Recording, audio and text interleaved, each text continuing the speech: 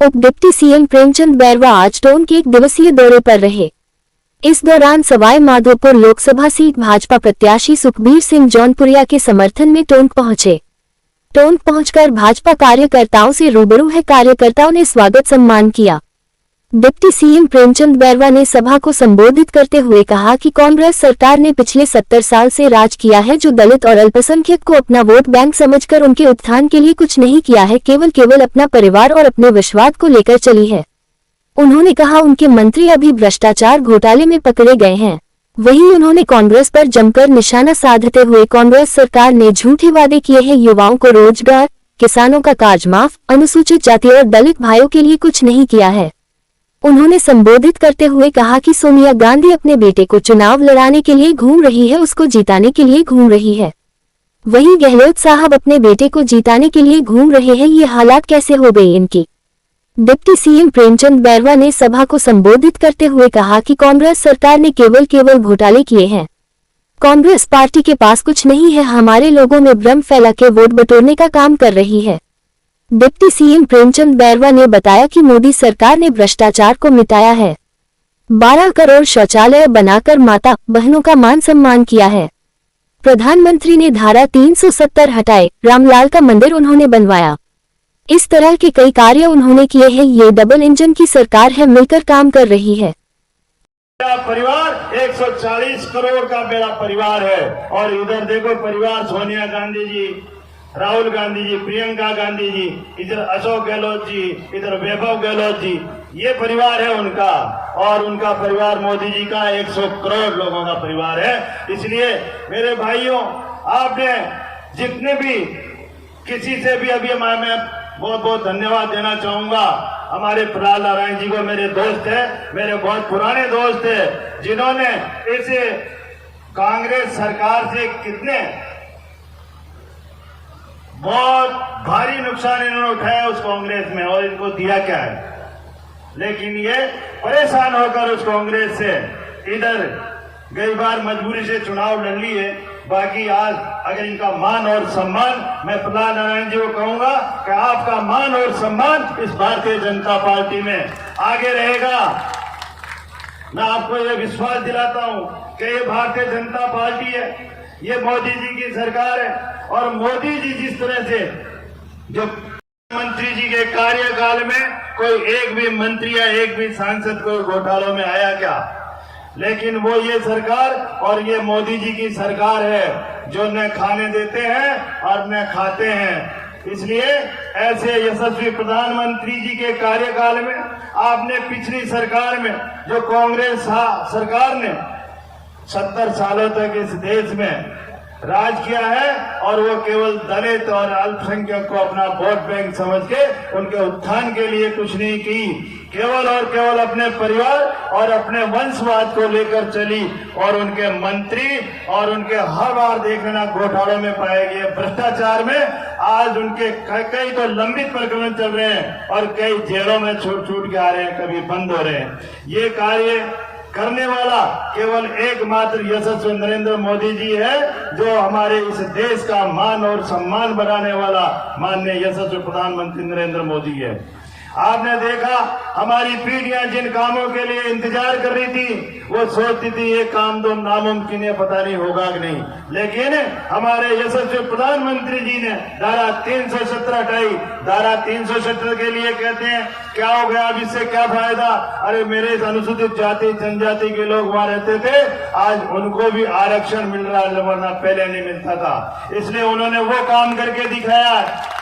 रामलला का मंदिर उन्होंने बनाया, जिसकी लोग कहते थे कि ये तो बन ही नहीं सकता। तो इस तरह के कार्य आप मैं गिनाने लग जाऊं 10 साल के कार्यकाल में, तो माननीय मोदी जी ने हमारे हर वर्ग, जो पिछड़ा, दलित, जो पीछे की पंक्ति में रह गया, उस समाज को आगे ऊपर उठाने के लिए उन्होंने जन कल्याणकारी योजनाएं चलाकर आज एक एक गांव तक उन्होंने रथ भेजा है कि मेरे जो भी वंचित लोग किसी लाभ से अगर वो वंचित रह गए हैं, तो मैं उनको जाकर अधिकारी और कर्मचारी साथ में भेजकर और उनको लाभ दिलाने का काम करने वाले ऐसे यशस्वी प्रधानमंत्री नरेंद्र मोदी है। क्योंकि वो जमीन से उठे हुए हैं। वो एक गरीब परिवार में जन्म लिए हैं, जो चाय बेचते बेचते आज देश का नेतृत्व कर रहे हैं। उनको पता है धरातल का कि धरातल पे मेरी समाज या मेरा वर्ग किस तरह से रहता है। वो आदमी वही सोच सकता है जिसकी कोई ब्याही नहीं फूटी, वो दर्द क्या जाने। इसलिए उनको अच्छी तरह से पता है कांग्रेस में केवल परिवार, जो परिवार भी हवाई बहुत पैसे वाले, जिनको पता ही नहीं है कि किधर आलू होते हैं किधर मिर्ची लगती है, ऐसे परिवार चला रहे हैं जिनको पता ही नहीं है कि नीचे क्या हो रहा है। उनके प्रधानमंत्री भी कहते थे कि मैं यहाँ से 1 रुपया बेचता हूँ तो वहाँ 15 पैसे जाते हैं, बाकी कहाँ जाते थे। आज माननीय नरेंद्र मोदी जी के नेतृत्व में अगर वहाँ देश से 1 रुपया भेजते हैं तो खाते में सीधा 1 रुपया आता है। इसलिए यह भ्रष्टाचार कितना कम किया और किसने किया?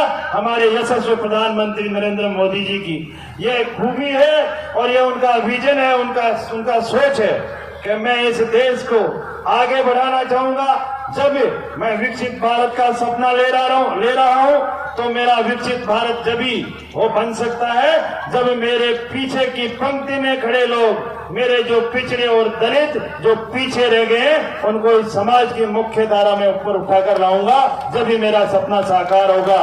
इस सोच को रखने वाले यशस्वी प्रधानमंत्री जी ने आपके सामने इतने कार्य किए हैं कि आप भ्रष्टाचार की तो कहीं बुरी नहीं आ सकती। और अभी भी कह रहे हैं कि जितने भी घोटाले किए इनको एक को छोड़ूंगा नहीं। अब एक बात, तो हमारी बहन बेटियां बैठी है, माँ बहनें बैठी है, अगर 2014 में फिरते ही उन्होंने एक ही अगर मान और सम्मान किया तो इन महिलाओं का किया कि मेरी बहनों की, मेरी माँ बहनों के जो मान और सम्मान, उनका इज्जत है, जो बाहर शौचालय के लिए जाती थी, जो 12 करोड़ शौचालय हर घर में बनाकर हमारी इन बहन और बेटियों का मान और सम्मान करने का काम किया तो नरेंद्र मोदी जी ने किया। इतना ही नहीं, हमारी बहन बेटियों को देखा कि इनकी आंखें फूटती है, धुआं देते के चूल्हे में लकड़ियां जला के उज्ज्वला गैस अगर दिया देने का काम किया तो माननीय नरेंद्र मोदी जी ने दिया।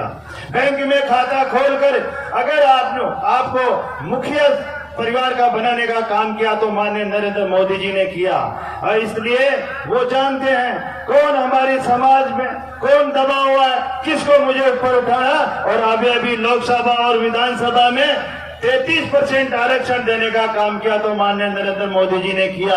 इसलिए मेरे भाइयों, आप देखिए, जिस कांग्रेस पार्टी ने 70 साल में इस दलित और पिछड़े समाज को केवल अपना वोट बैंक बनाकर रखा और उनके उत्थान के लिए कुछ नहीं कर पाई, ऐसी सरकारें क्या करेगी? आज उसका क्या हाल हो रहा है कांग्रेस पार्टी का? या 25 सीटें, 25 में कोई लड़ने वाला नहीं है, यहाँ जबरदस्ती लड़ाए जा रहे हैं और 2-4 सीटों को तो वो किसी दूसरी पार्टी को समझौते में छोड़ रहे हैं। ये हालत कैसे हुई? उन्होंने झूठ बोला था राजस्थान में जब आए थे, वो किसानों का कर्जा माफ करेंगे, युवाओं को रोजगार देंगे, अनुसूचित जाति और दलित भाइयों को हम आगे उठाने के लिए योजनाएं बनाकर लाएंगे। और वो कोई भी योजनाएं नहीं बनाए, केवल 5 साल अपनी कुर्सी की लड़ाई लड़ते रहे। दलित अत्याचार में राजस्थान को नंबर 1 छोड़ के गए, महिला अत्याचार को राजस्थान में नंबर 1 छोड़ के गए। तो ऐसी सरकार जिनके आज ये हाल हो रहे हैं। अरे तुम्हारे परिवार के लिए तुम लड़ रहे हो, सोनिया गांधी जी अपने बेटे को लड़ने के लिए घूम रही है, उसको जिताने के लिए घूम रही है, और इधर गहलोत साहब अपने बेटे को जिताने के लिए घूम रहे हैं। ये हालत कैसे होगी इनकी? यहाँ तो लड़ने वालों की कोई कमी नहीं है। या किसी एक आदमी को चुनाव के लिए लड़ने के लिए कहती है, वो कहता है मैं नहीं लड़ूंगा। इनके कारनामे ऐसे हैं कि हम कैसे जीत पाएंगे? आपने देखा होगा माननीय मोदी जी ने हर घर स्वच्छ जल नल पहुंचाने के लिए उन्होंने वहां भारत सरकार से पैसा भेजा इस राजस्थान सरकार को, और उसने घोटाले पे घोटाले किए। आज भी वो पानी क्यों नहीं आ रही? अभी एमपी साहब कह रहे थे पानी नहीं पहुंचा। उस पानी की गारंटी थी इन लोगों की, वो मोदी जी की गारंटी थी हर घर पानी पहुंचाने की। उसका पैसा यहाँ भेजा और उसमें भ्रष्टाचार करके कहीं अपने सेहतों के नल पहुंचाए हैं, बाकी ऐसे के घोटाले उनको उजागर हो रहे हैं। अभी ईडी लगी हुई है पीछे। आप सबको बना दिया, यहाँ का उप मुख्यमंत्री बना दिया, इस राजस्थान की बागडोर आप लोगों के हाथ में सौंपी। ऐसे यशस्वी प्रधानमंत्री जी की सोच और उनका विजन है। इस विजन के साथ में वो राष्ट्रहित और सब वर्गों को साथ लेकर चलने वाले ऐसे प्रधानमंत्री जी को हम किस तरह से आगे बढ़ाने का काम करेंगे कि हम हमारे बीच में बैठे हैं हमारे सम्मानीय जोनापुरिया जी, इनको मत और समर्थन 26 तारीख को देकर जो हमारे माननीय नरेंद्र मोदी जी का जो 400 पार का नारा लगा है, उस नारे में, उस माला में ये मोती हमारा वहां पे पहुंचना चाहिए। ये मैं आपसे निवेदन करना चाहता हूं, जो कि अगर हम उनको भेजेंगे तो उनकी सोच और उनका विजन है राष्ट्र नीति और राष्ट्र निर्माण का, कि विकसित भारत बनाने का, तो ये उनका सपना साकार आप लोग कर पाएंगे। मैं आपको विश्वास दिलाता हूं। आप भाई, आपका बेटा यहाँ का उप मुख्यमंत्री है, लेकिन मैं अपने आप को उप मुख्यमंत्री नहीं, मैं आप सबको उप मुख्यमंत्री मानता हूँ। आप सब कभी भी मेरे लायक कोई भी काम हो, आपका कभी भी मेरे घर पे या कहीं आपको कहीं बुलाना है, मैं आऊंगा और आपके हर काम के लिए आप कहीं भी लेकर चलोगे, मैं आपके साथ चलूंगा।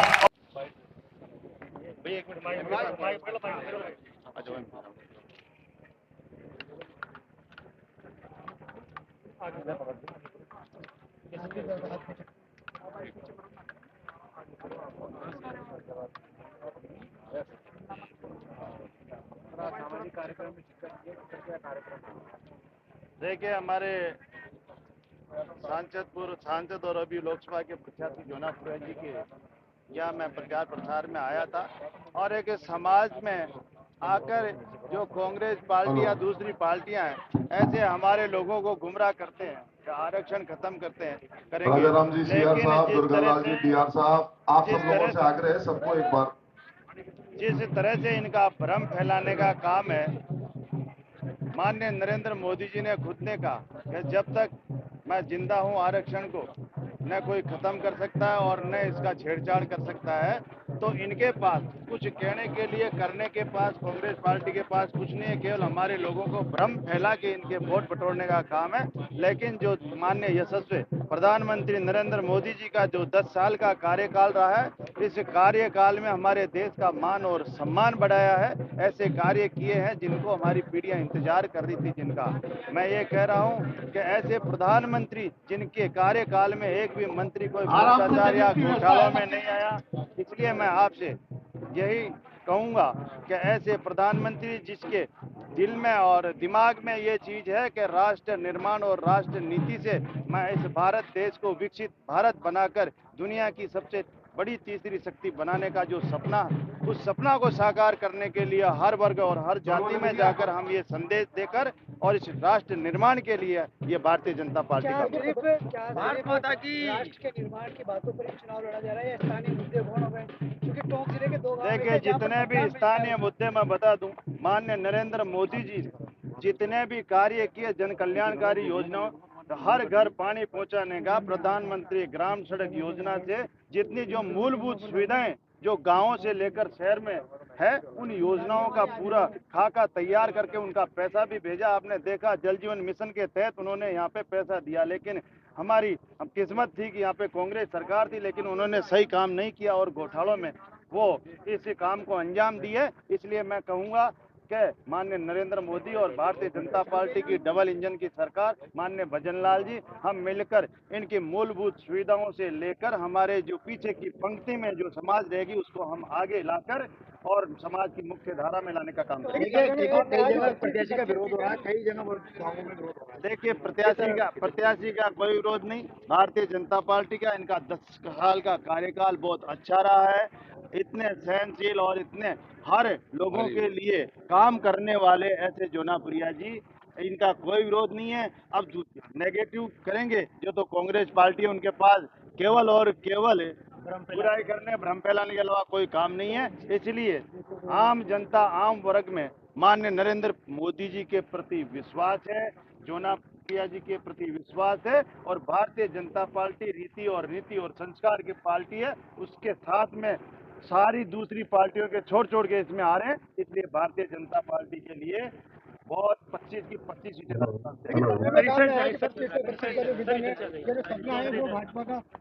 देखिए, इसका निर्णय जब हमारा रिजल्ट आएगा, जब आपको पता लग जाएगा कि 400 पार माननीय नरेंद्र मोदी जी होंगे और इस राजस्थान से 25 और पूरे हिंदुस्तान से 400 पार करके तीसरी बार यशस्वी मुख्यमंत्री प्रधानमंत्री नरेंद्र मोदी जी बने।